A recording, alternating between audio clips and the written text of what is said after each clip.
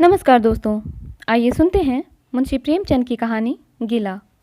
लेकिन उससे पहले अगर आपने अभी तक मेरे चैनल को सब्सक्राइब नहीं किया है तो प्लीज़ मेरे चैनल को सब्सक्राइब कर लें और वीडियो को लाइक और शेयर करना ना भूलें।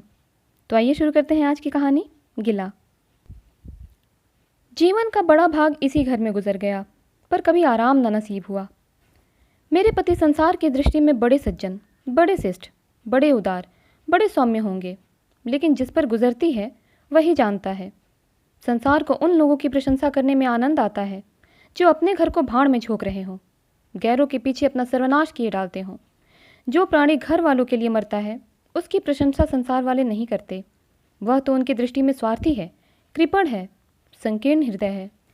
इसी तरह जो लोग बाहर वालों के लिए मरते हैं उनकी प्रशंसा घर वाले क्यों करने लगे। अब इन्हीं को देखो, सारे दिन मुझे जलाया करते हैं। मैं पर्दा तो नहीं करती, लेकिन सौदे सुलभ के लिए बाजार जाना बुरा मालूम होता है। और इनका यह हाल है कि चीज़ मंगवाओ तो ऐसी दुकान से लाएंगे जहाँ कोई ग्राहक भूल कर भी न जाता हो।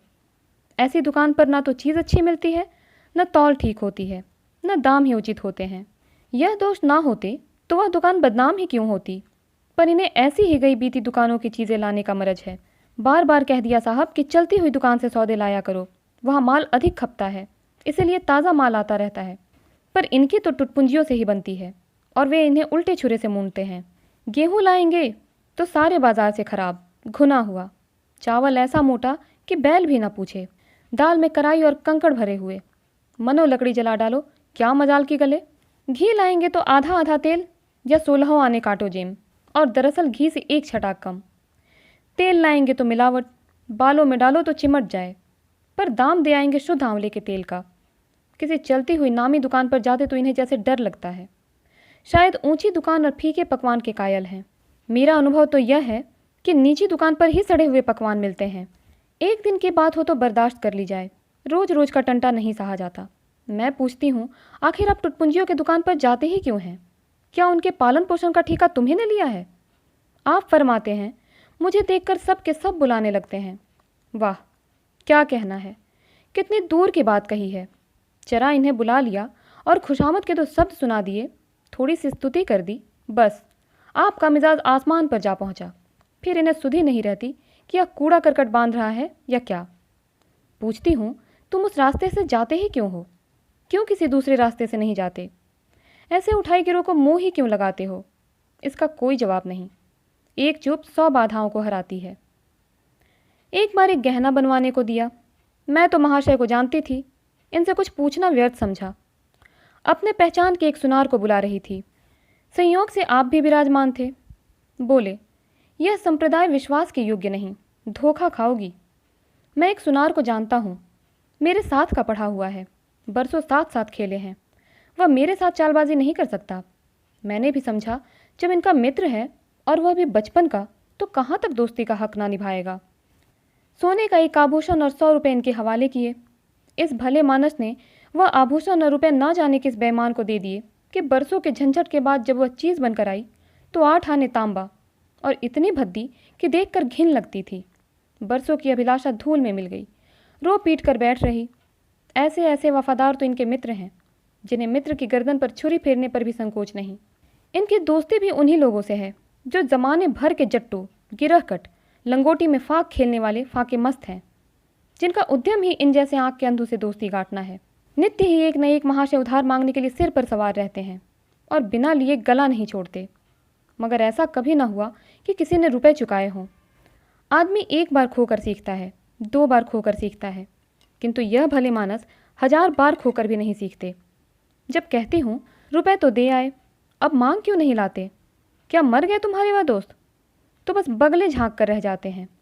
आपसे मित्रों को सूखा जवाब नहीं दिया जाता। खैर, सूखा जवाब ना दो। मैं भी नहीं कहती कि दोस्तों से बेमुरवती करो, मगर चिकनी चुपड़ी बातें तो बना सकते हो, बहाने तो कर सकते हो। किसी मित्र ने रुपए मांगे और आपके सिर पर बोझ पड़ा। बेचारे कैसे इनकार करे? आखिर लोग जान जाएंगे कि नहीं कि यह महाशय भी खुक्खल ही हैं। इनकी हवीस यह है कि दुनिया इन्हें संपन्न समझती रहे, चाहे मेरे गहने ही क्यों न गिरव रखने पड़े। सच कहती हूँ, कभी कभी तो एक एक पैसे की तंगी हो जाती है, और इन भले आदमी को रुपए जैसे घर में काटते हैं। जब तक रुपए के वारे न्यारे ना कर ले, इन्हें चैन नहीं। इनके करतूत कहाँ तक गाऊं? मेरी तो नाक में दम आ गया। एक न एक मेहमान रोज यमराज की भांति सिर पर सवार रहते हैं। ना जाने कहाँ के बेफिक्रे इनके मित्र हैं। कोई कहीं से आकर मरता है, कोई कहीं से। घर क्या है, अपाहिजों का अड्डा है। जरा सा तो घर, मुश्किल से 2 पलंग, उड़ना बिछौना भी फालतू नहीं।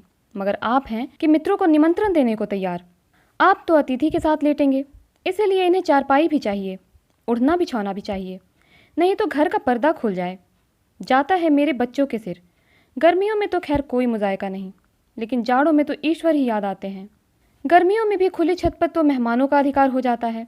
अब मैं बच्चों को लिए पिंजड़े में पड़ी फड़फड़ाया करूं।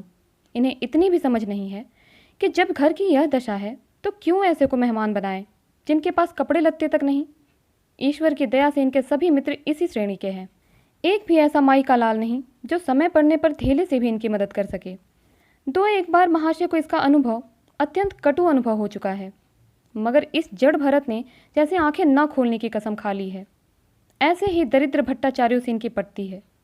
शहर में इतने लक्ष्मी के पुत्र हैं, पर आपका किसी से परिचय नहीं। उनके पास जाते इनकी आत्मा दुखती है। दोस्ती गांठेंगे ऐसों से जिनके घर में खाने का ठिकाना नहीं। एक बार हमारा कहार छोड़कर चला गया और कई दिन कोई दूसरा कहार ना मिला। किसी चतुर और कुशल कहार की तलाश में थी, किंतु आपको जल्द से जल्द कोई आदमी रख लेने की धुन सवार हो गई। घर के सारे काम पूर्ववत चल रहे थे, पर आपको मालूम हो रहा था कि गाड़ी रुकी हुई है। मेरा जूठे बर्तन मांजना और आपका साग भाजी के लिए बाजार जाना इनके लिए असह्य हो उठा। एक दिन जाने कहाँ से एक बांगड़ू को पकड़ लाए। उसकी सूरत कहे देती थी कि कोई जांगलू है, मगर आपने उसका ऐसा बखान किया कि क्या कहूँ। बड़ा होशियार है, बड़ा आज्ञाकारी, परले सिरे का मेहनती, गजब का सलीकेदार और बहुत ही ईमानदार। खैर, मैंने उसे रख लिया।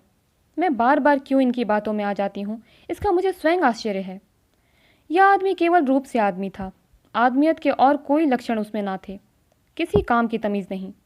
बेईमान ना था, पर गधा अव्वल दर्जे का। बेईमान होता तो कम से कम इतनी तस्कीन तो होती कि खुद खा जाता है। अभागा दुकानदारों के हाथ लुट जाता था। 10 तक की गिनती उसे ना आती थी। 1 रुपया देकर बाजार भेजूं तो संध्या तक हिसाब न समझा सके। क्रोध पी पी कर रह जाती थी। रक्त खौलने लगता था कि दुष्ट के कान उखाड़ लूं, मगर इन महाशय को उसे कभी कुछ कहते नहीं देखा। डांटना तो दूर की बात है। आप नहा धोकर धोती छाट रहे हैं और वह दूर बैठा तमाशा देख रहा है। मैं तो बचा का खून पी जाती, लेकिन इन्हें ज़रा भी गम नहीं। जब मेरे डांटे पर धोती छाटने जाता भी तो आप उसे समीप ना आने देते। बस उसके दोषों को गुड़ बनाकर दिखाया करते थे, और इस प्रयास में सफल न होते तो दोषों पर पर्दा डाल देते थे। मूर्ख को झाड़ू लगाने की तमीज़ ना थी। मर्दाना कमरा ही तो सारे घर में एक ढंग का कमरा है। उसमें झाड़ू लगाता तो इधर की चीज़ उधर, ऊपर की नीचे, मानो कमरे में भूकंप आ गया हो, और गर्द का यह हाल कि सांस लेना कठिन। पर आप शांतिपूर्वक कमरे में बैठे हैं जैसे कोई बात ही नहीं। एक दिन मैंने उसे खूब डांटा। कल से ठीक ठीक झाड़ू ना लगाई तो कान पकड़कर निकाल दूंगी। सवेरे सोकर उठी तो देखती हूँ कमरे में झाड़ू लगी हुई है और हर एक चीज़ करीने से रखी हुई है। गर्द गुबार का नाम नहीं।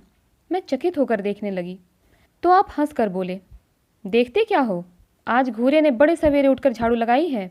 मैंने समझा दिया, तुम ढंग तो बताती नहीं, उल्टे डांटने लगती हो। मैंने समझा, खैर दुष्ट ने कम से कम एक काम तो सलीके से किया। अब रोज कमरा साफ सुथरा मिलता। घूरे मेरी दृष्टि में विश्वासी बनने लगा। संयोग की बात, एक दिन मैं ज़रा मामूल से सवेरे उठ बैठी और कमरे में आई तो क्या देखती हूँ कि घूरे द्वार पर खड़ा है और आप तन मन से कमरे में झाड़ू लगा रहे हैं। मेरी आंखों में खून उतर आया। उनके हाथ से झाड़ू छीनकर घूरे के सिर जमा दी। हरामखोर को उसी दम निकाल बाहर किया। आप फरमाने लगे, उसका महीना तो चुका दो। वाह री समझ, एक तो काम न करे, उस पर आंखें दिखाए, उस पर पूरी मजूरी भी चुका दो। मैंने एक कौड़ी भी न दी। एक कुर्ता दिया था, वह भी छीन लिया। इस पर जड़ भरत महाशय मुझसे कई दिन रूठे रहे। घर छोड़कर भागे जाते थे, बड़ी मुश्किलों से रुके। ऐसे ऐसे भोंदू भी संसार में पड़े हुए हैं। मैं न होती तो शायद अब तक इन्हें किसी ने बाजार में बेच दिया होता। एक दिन मेहतर ने उतारे कपड़ों का सवाल किया। इस बेकारी के ज़माने में फालतू कपड़े तो शायद पुलिस वालों या रईसों के घर में हो। मेरे घर में तो ज़रूरी कपड़े भी काफ़ी नहीं। आपका वस्त्रालय एक बक्ची में आ जाएगा जो डाक के पार्सल से कहीं भेजा जा सकता है। फिर इस साल जाड़ों के कपड़े बनवाने की नौबत ना आई। पैसे नज़र नहीं आते, कपड़े कहाँ से बने। मैंने मेहतर को साफ जवाब दे दिया। कड़ाके का जाड़ा पड़ रहा था, इसका अनुभव मुझे कम न था। गरीबों पर क्या बीत रही है इसका भी मुझे ज्ञान था, लेकिन मेरे या आपके पास खेद के सिवा इसका और क्या इलाज है। जब तक समाज का यह संगठन रहेगा ऐसी शिकायतें पैदा होती रहेंगी। जब एक एक अमीर और रईस के पास एक एक मालगाड़ी कपड़ों से भरी हुई है, तब फिर निर्धनों को क्यों न नग्नता का कष्ट उठाना पड़े। खैर, मैंने तो मेहतर को जवाब दे दिया। आपने क्या किया कि आपका कोट उठाकर उसको भेंट कर दिया। मेरी देह में आग लग गई। इतनी दानशील नहीं हूं कि दूसरों को खिलाकर आप सो रहूं। देवता के पास यही एक कोट था, आपको इसकी जरा भी चिंता ना हुई कि पहनेंगे क्या। यश के लोभ ने जैसे बुद्धि ही हर ली। मेहतर ने सलाम किया, दुआएं दी और अपनी राह ली। आप कई दिन सर्दी से ठिठुरते रहे।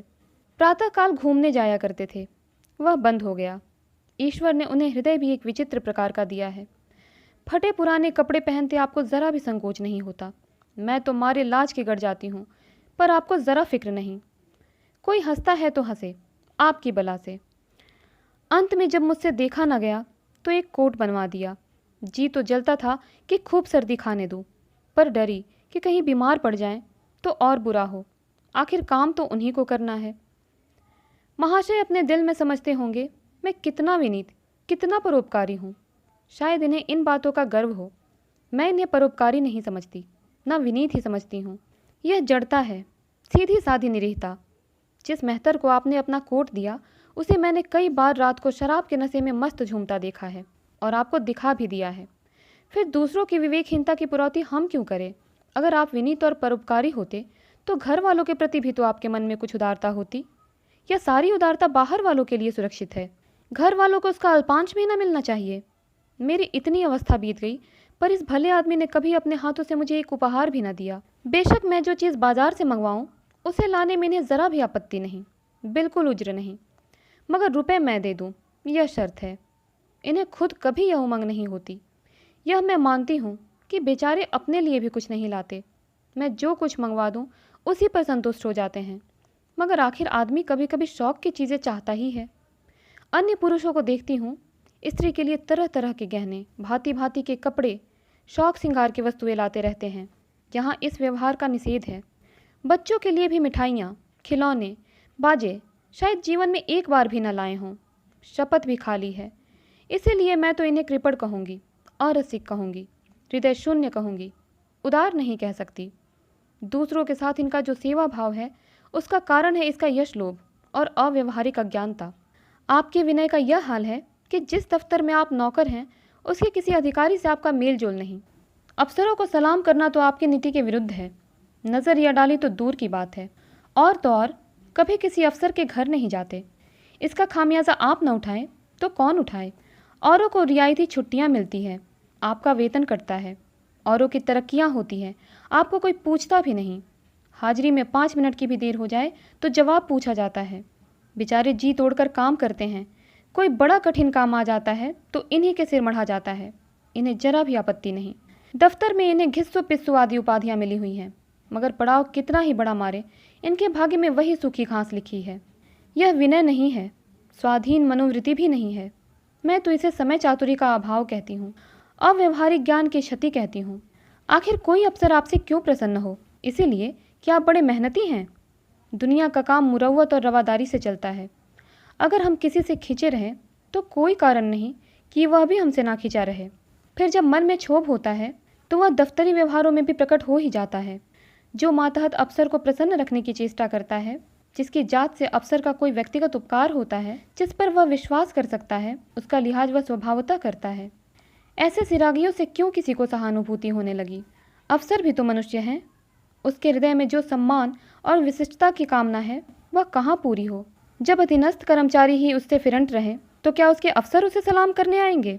आपने जहाँ नौकरी की वहाँ से निकाले गए, कभी किसी दफ्तर में 2-3 साल से ज़्यादा ना टिके। या तो अफसर से लड़ गए या कार्याधिक्य के कारण छोड़ बैठे। आपको कुटुंब सेवा का दावा है, आपके कई भाई भतीजे होते हैं, वह कभी इनकी बात भी नहीं पूछते। आप बराबर उनका मुंह ताकते रहते हैं। इनके एक भाई साहब आजकल तहसीलदार हैं, घर की मिल्कियत उन्हीं की निगरानी में है। वह ठाठ से रहते हैं, मोटर रख ली है, कई नौकर चाकर हैं, मगर यहाँ भूले से भी पत्र नहीं लिखते। एक बार हमें रुपयों की बड़ी तंगी हुई, मैंने कहा, अपने भ्राता जी से क्यों नहीं मांग लेते? कहने लगे, उन्हें क्यों चिंता में डालूं? उन्हें भी तो अपना खर्च है, कौन सी ऐसी बचत हो जाती होगी। जब मैंने बहुत मजबूर किया तो आपने पत्र लिखा। मालूम नहीं पत्र में क्या लिखा। पत्र लिखा या मुझे चकमा दे दिया। रुपए ना आने थे, ना आए। कई दिनों के बाद मैंने पूछा, कुछ जवाब आया श्रीमान के भाई साहब के दरबार से? आपने रुष्ट होकर कहा, अभी केवल 1 सप्ताह तो खत पहुँचे हुए, अभी क्या जवाब आ सकता है? 1 सप्ताह और गुजरा मगर जवाब नदारद। अब आपका यह हाल है कि मुझे कुछ बातचीत करने का अवसर ही नहीं देते। इतने प्रसन्नचित्त नजर आते हैं कि क्या कहूँ। बाहर से आते हैं तो खुश खुश, कोई न कोई शिगुफा लिए हुए। मेरी खुशामद भी खूब हो रही है, मेरे मैके वालों की प्रशंसा भी हो रही है, मेरे गृह प्रबंध का बखान भी असाधारण रीति से किया जा रहा है। मैं इस महाशय की चाल समझ रही थी। यह सारी दिलजोई केवल इसीलिए थी कि श्रीमान के भाई साहब के विषय में कुछ पूछ न बैठूं। सारे राजनैतिक, आर्थिक, सामाजिक, आचारिक प्रश्नों की मुझसे व्याख्या की जाती थी, इतने विस्तार और गवेषणा के साथ कि विशेषज्ञ भी लोहा मान जाएं, केवल इसीलिए कि मुझे वह प्रसंग उठाने का अवसर ना मिले। लेकिन मैं भला कब चूकने वाली थी।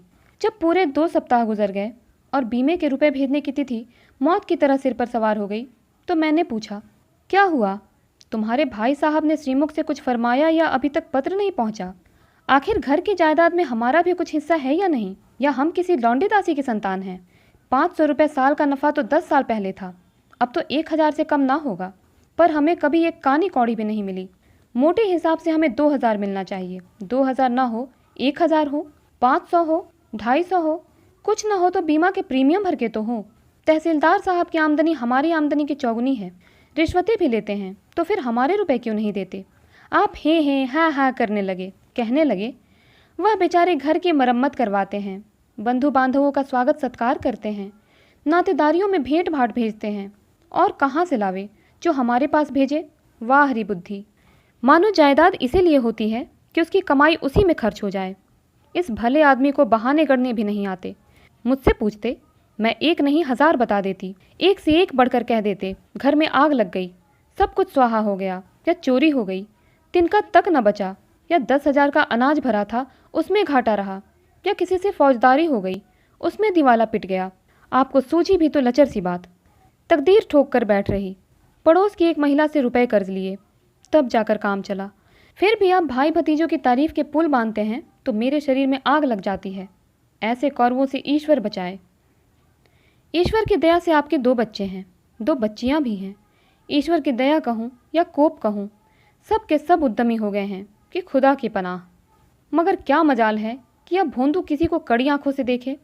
रात के 8 बज गए हैं, युवराज अभी घूम कर नहीं आए। मैं घबरा रही हूँ। आप निश्चिंत बैठे अखबार पढ़ रहे हैं।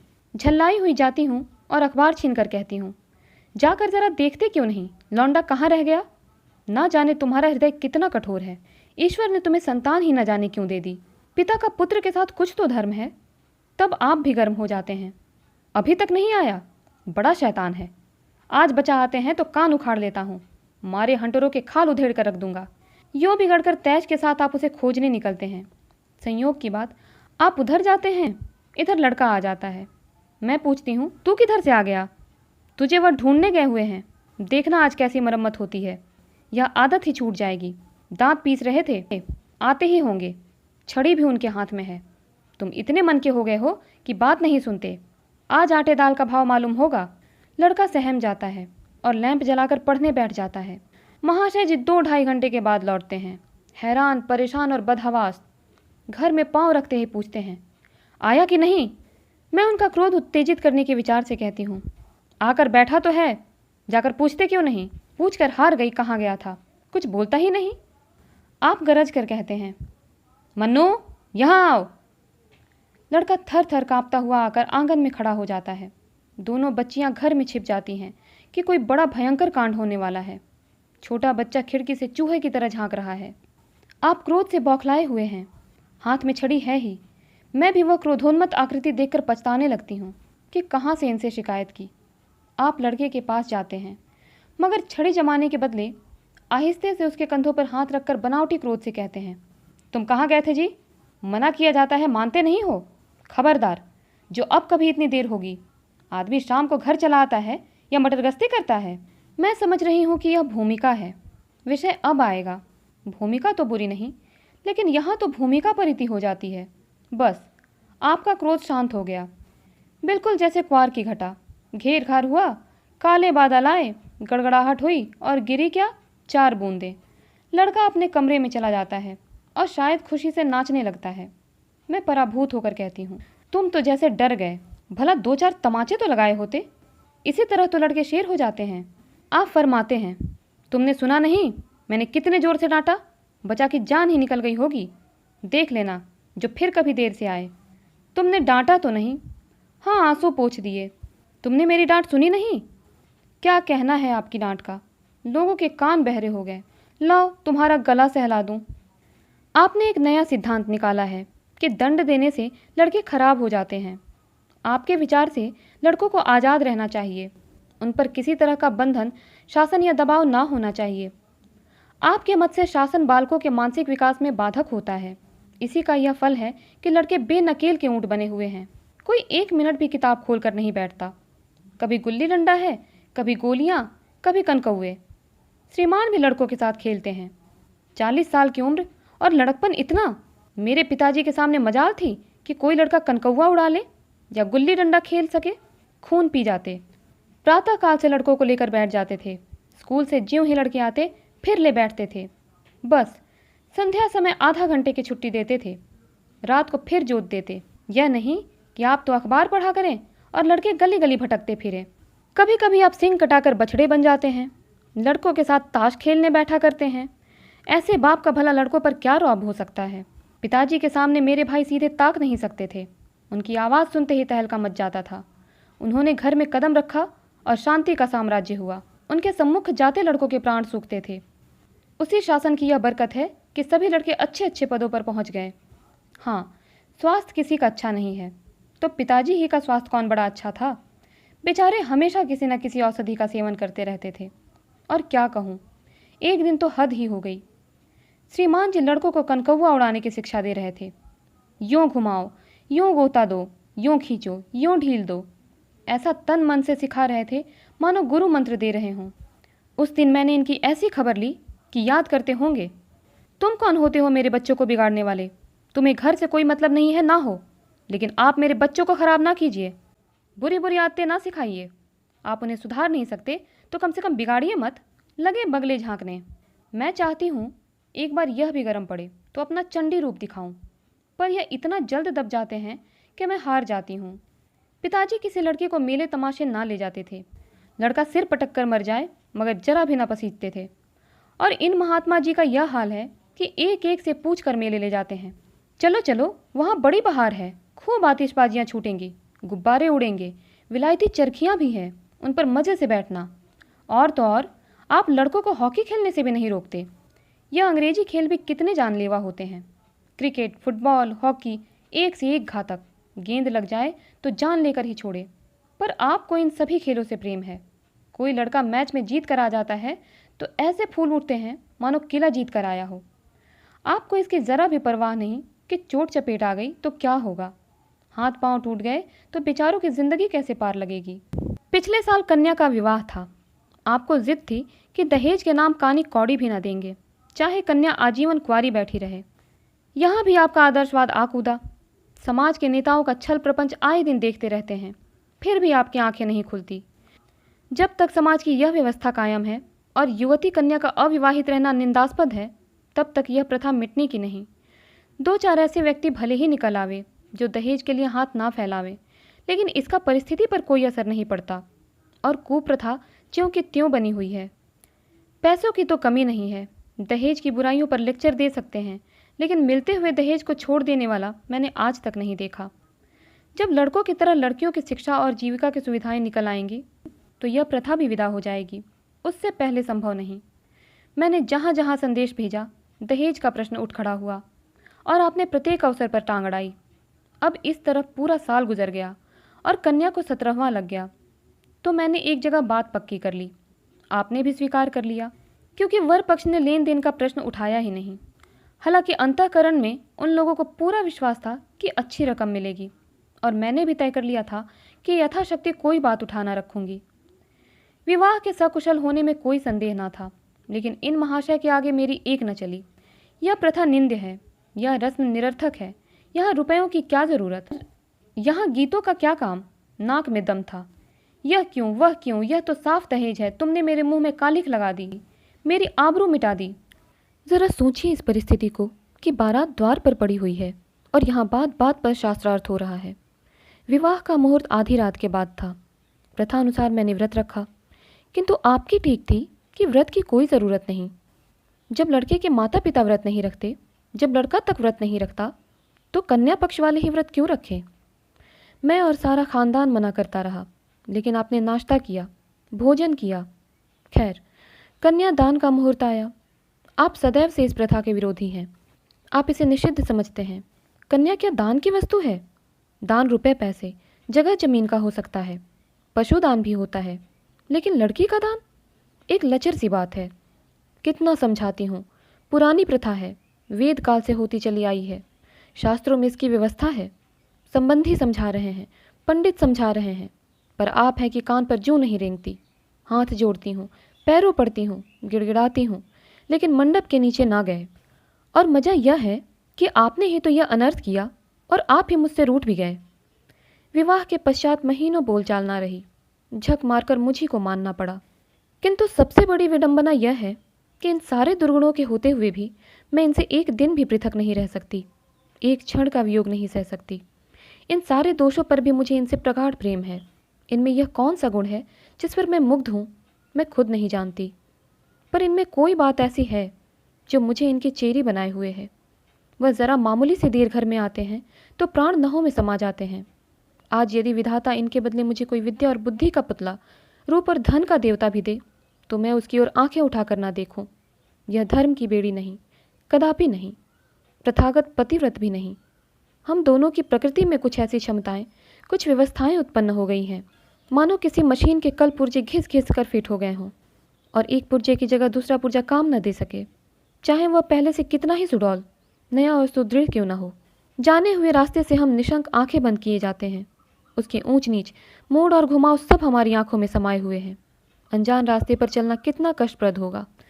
शायद आज मैं इनके दोषों को गुणों से बदलने पर भी तैयार ना होंगी। तो दोस्तों, उम्मीद करती हूँ कहानी आपको पसंद आई होगी। इसी प्रकार की और कहानियों के लिए हमारे साथ जुड़े रहें। मिलती हूँ अगली कहानी के साथ, तब तक के लिए धन्यवाद।